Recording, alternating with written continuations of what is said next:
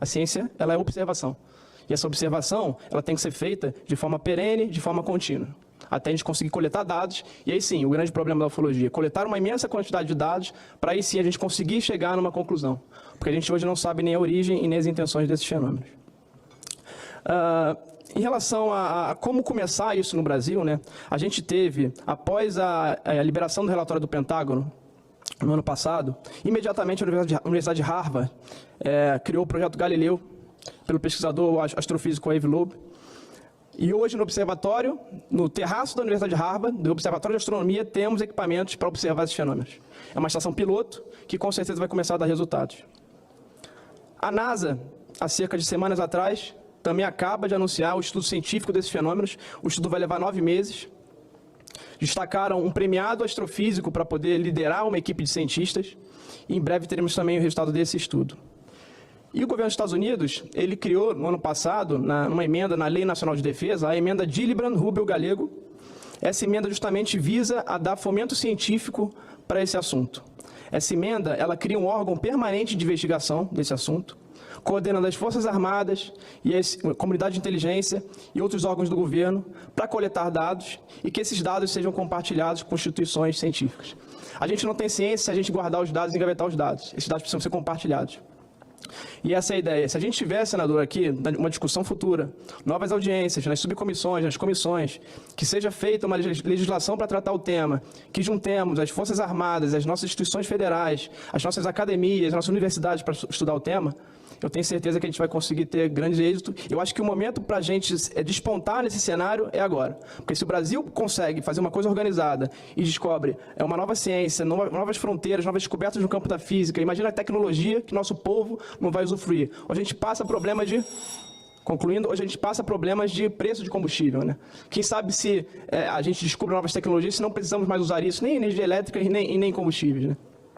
Então, acho que passa por isso. Em relação ao último caso, terminando, Magé foi um caso que suscitou muito burburinho do povo brasileiro, né? Esse caso ganhou a internet, e hoje na internet a gente tem, para o mal e para o bem, a gente tem boatos. E o que eu posso dizer é que eu fiz pesquisa desse assunto, eu tive em Magé, eu fiz requisições para o Exército.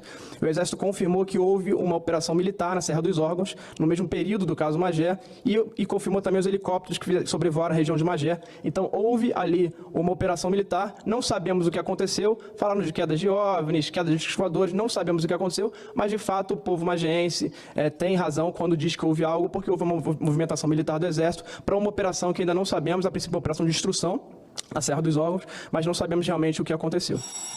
Muito obrigado.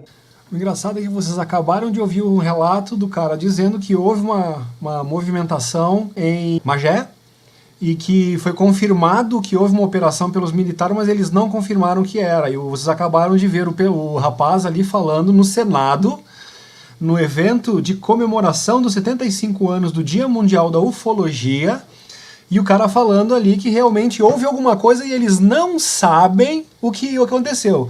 Agora, o mais interessante, gente, é que vocês vêem nessa foto aqui, na bancada do Senado, quem que está aqui na ponta, ó? Gevaer da revista UFO, né? Agora, então, esse Gevaer, ele foi um dos cabeças que ajudou, né, a promover, a fazer isso tudo acontecer no Senado. Então, o fato deles levarem a questão da ufologia a sério é louvável. Lamentável é tu ver um acobertador da ufologia presente no evento. Então, isso é uma coisa que nos deixa um pouco decepcionado. Por quê? Esse cara aqui, ele é o cara da casuística, né? Então é a vida inteira dele falando de casuística. Ele começou novinho, né? Tem orgulho de falar que a revista UFO foi a primeira revista que estudar os OVNIs e não sei o quê.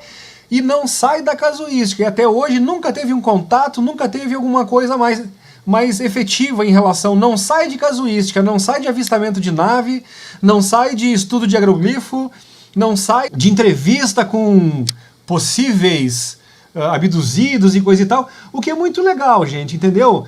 Eu chamaria isso do jardim da infância, entendeu? Mas só que tu não pode passar uma vida inteira no jardim da infância da ufologia, né? Tu tem que te pós-graduar, tu tem que sair do ensino fundamental, tu tem que partir para pós-graduação, para o doutorado, para o mestrado, ou mestrado e doutorado, melhor dizendo, sei lá como é que é a ordem disso aí. Mas enfim, gente, a gente tem que evoluir. Então esse senhor aqui, né, que trava a ufologia do Brasil na casuística e não deixa as pessoas irem adiante, é o cara que ataca o Urandir, que é o cara que levou a ufologia adiante. O Urandir está tendo contato há mais de 30 anos. Ele tem contato, convida as pessoas para ir e terem suas experiências pessoais, né? Proporciona um treinamento para que seja possível essa questão de compatibilidade de frequência para tu poder agir e interagir com as raças de extraterrestres que trabalham numa frequência diferente. Eles vivem numa frequência diferente da nossa frequência. Então é mais ou menos que nem a questão do rádio. Se tu quer a tua rádio preferida de reggae é a 95 FM, e tu botar lá na 43 e querer que sintonize o reggae, não vai dar certo, é uma questão de sintonia. Tu tem que botar na frequência certa para sintonizar a coisa certa que tu quer. Então, basicamente, é esse exemplo por que as pessoas não veem ET todo dia. As pessoas que conseguem fazer o seu cérebro vibrar na frequência correta, vai conseguir o teu contato. Então, isso é científico, isso é... Quando eu digo científico, não quer dizer que é reconhecido pela academia. Por causa que a academia científica, ela nos engana, ela nos mente, ela esconde um monte de coisa. Energia livre sempre existiu. Energia livre já existia antes da nossa humanidade ser criada aqui na Terra. Né, antes de ser feita aquela mexida no DNA pelos Anunnaki 450 mil anos atrás. Milhões são os Murius. Aliás, só para deixar bem claro, né? Não é impossível Ratanabá por causa que não tinha os humanos há 450 milhões. Quem é que falou que os Murius eram humanos? Então nós não estamos falando aqui de ufologia. O Senado Federal não fez uma comemoração de 75 anos de ufologia. O que é ufologia? É o estudo dos OVNIs. E o que se fala aqui? O que foi falado muito aqui? A questão das outras raças, os visitantes, as coisas que não são admitidas pela ciência ainda. Por quê? Porque quem tem contato com esses seres, quem tem contato, né, simplesmente é ridicularizado por pessoas que nem essa aqui, que é o senhor Gevaer, que fica prendendo o pessoal na casuística, fica prendendo o pessoal, vamos investigar o pozinho de disco voador que teve ali. E eu estive pessoalmente com o senhor Gevaer, e me lembro muito bem, tem a entrevista aqui no meu canal com ele, né, que pra quem quiser ver, é só procurar no meu canal, tem aí a entrevista lá com ele que eu fiz. E naquela época eu fiquei muito lisonjeado, porque até então eu considerava ele, né, realmente o ápice da ufologia brasileira. Até descobri que o cara era um mau caráter, até descobri, vinha à tona toda a falcatrua que ele fez contra o Urandir, que eu já expus no meu canal, eu já expus várias coisas ruins que esse cara fez. Ele primeiro falou que o Urandir fraudava o evento. Foi na televisão dizer, esse senhor Urandir Fernandes de Oliveira, lá no Projeto Portal, ele frauda usando farol de milha e usando canetinha laser. Depois o Urandir foi lá e mostrou a foto do próprio Gevaer flagrado. Mostrei isso aqui no meu canal, é só procurar nos vídeos passados aí. O próprio Gevaer foi flagrado lá no Projeto Portal com a canetinha na mão fraudando o evento. Não fosse essa prova suficiente, também foi colocado uma prova confissão com a própria gravação da voz do Gevaer. Qualquer especialista sério em analisar a voz constata, e não precisa nem ser um especialista, tu reconhece o jeito de falar e a voz dele, e ele constatando, ele confessando, melhor dizendo, que ele sim foi lá fraudar, que ele mandou a secretária dele fraudar 2 vezes com caneta laser, e depois ele fraudou 2 vezes, ou seja, 4 vezes ele fraudou o evento. A última vez que ele fraudou foi quando ele foi flagrado fraudando, aí ele parou, teve que parar, né? Aí o Urandir foi lá no Ratinho e mostrou a foto pra todo mundo. E ainda disse, enquanto o seu Gevaer fala que eu sou uma fraude, eu provo e mostro, o que é bem diferente de falar, que a fraude é ele. Então foi apresentado não só a foto dele com a caneta laser na mão, repetindo, tenho aqui no meu canal, é só vocês procurar aí, 4, 5 programas atrás aí, 4, 5 vídeos atrás que eu gravei, não tá muito longe. O título do vídeo é Diga-me com quem andas que eu te direi quem és. Eu mostro lá, eu exponho a farsa que esse senhor aqui, Gevaer, fez pra difamar o Urandir. Então como é que nós vamos dar crédito para um senhor desses? E quando eu digo que a mentira tem perna curta, né, e a verdade vem bater a sua porta, você tem ou não vontade, olha que engraçado, no próprio... Agora eu vou mostrar para vocês. Isso que eu mais gosto no meu canal, é que aqui a gente não fala, aqui a gente mostra. Vocês acabaram de ver, eu acabei de mostrar para vocês, nesse mesmo evento, o rapaz dizendo que foi lá e solicitou pro exército lá o que houve lá em Magé, coisa e tal, e eles confirmaram que houve operação, mas não falaram o que era. Então eles não sabem se é disco voador, se é o que não é. Eles não sabem. Só que, no entanto, eu vou mostrar para vocês a declaração do senhor Gevaer na época. Então, o mais engraçado disso é que o senhor Gevaer foi desmascarado exatamente no evento que ele promoveu.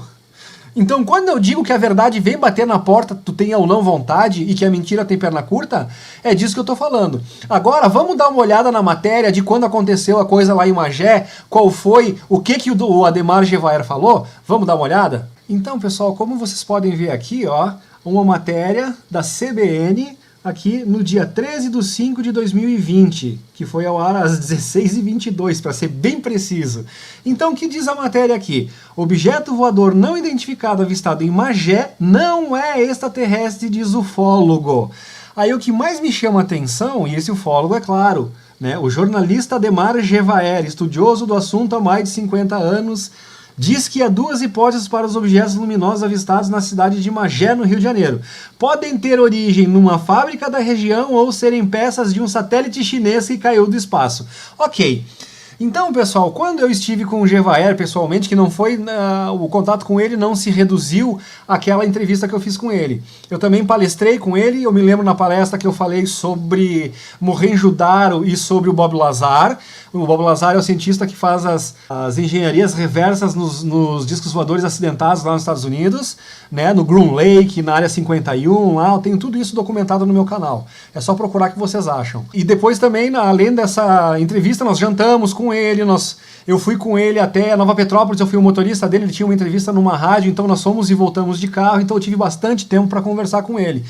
E uma coisa que ele me falou é, Luciano, ele me disse assim, sem querer te ofender, nada, né, mas tu é um pesquisador aí de casa, tu vai na internet, tu pesquisa, né, mas tem que ser pesquisador de campo, Luciano, tem que ir lá, tem que sentir o cheiro, tem que levar o medidor Geiger e não sei o que, tu não adianta só falar de longe, coisa e tal, e me deu aquele show de moral, e eu disse, não, tudo bem, eu faço o que eu posso, né.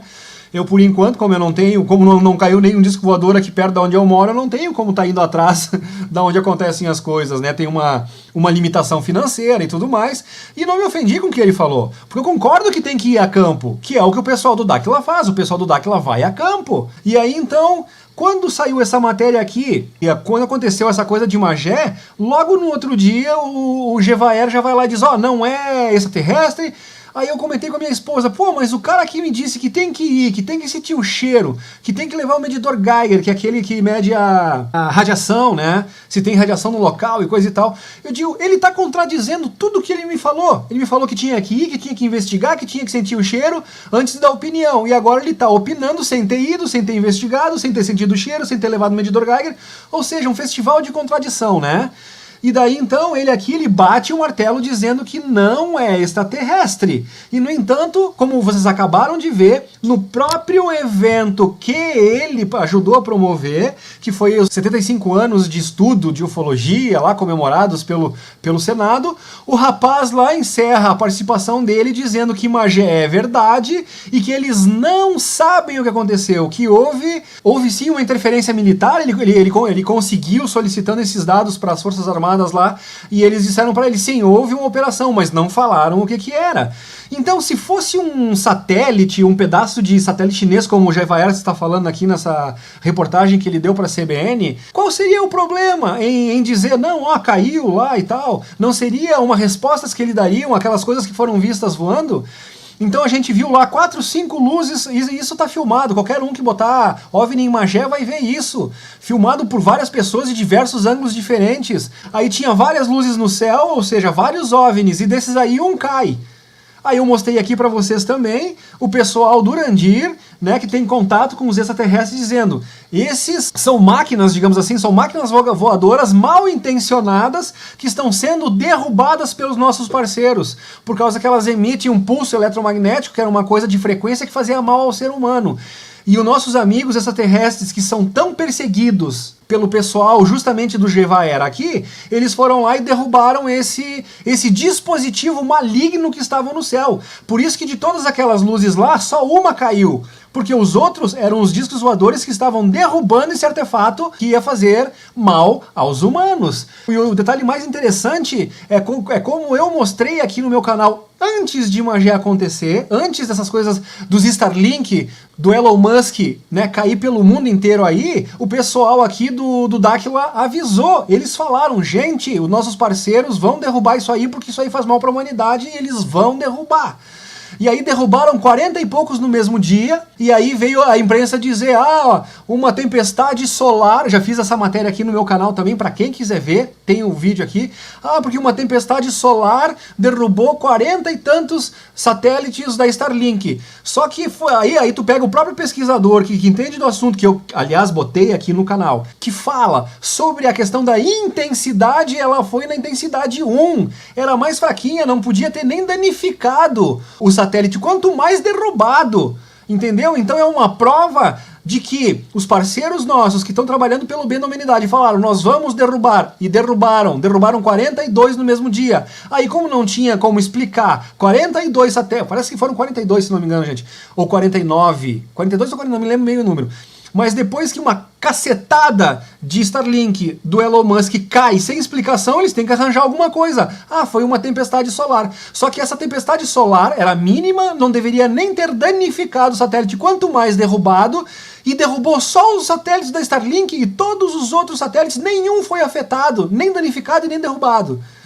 Então, assim, é um festival de mentiras que jogam na nossa cara. Agora, quando eu falo, de novo, só para concluir, fechar com chave de ouro, que mentira tem perna curta e que a verdade vem bater na porta, você tem ou não vontade, tá aí. Acabei de novo de mostrar, de provar para vocês que o nosso amigo aqui, Gevaer, correu para falar, no caso de Magé, que não era extraterrestre, né? E agora, no próprio evento que ele ajudou a promover, aonde ele estava na bancada, o rapaz lá no encerramento pega e diz que eles não sabem. Se eles não sabem, como é que o Gevaer foi lá e afirmou que não é extraterrestre? Então, convivam, durmam com esse barulho, com esse festival de contradição desse senhor. E me digam assim, dá pra dar credibilidade pra um ser desses? Aí a decisão é sua. Tu prefere ouvir as narrativas que eles te falam ou tu prefere entender as provas que nós estamos mostrando pra vocês? A decisão é tua.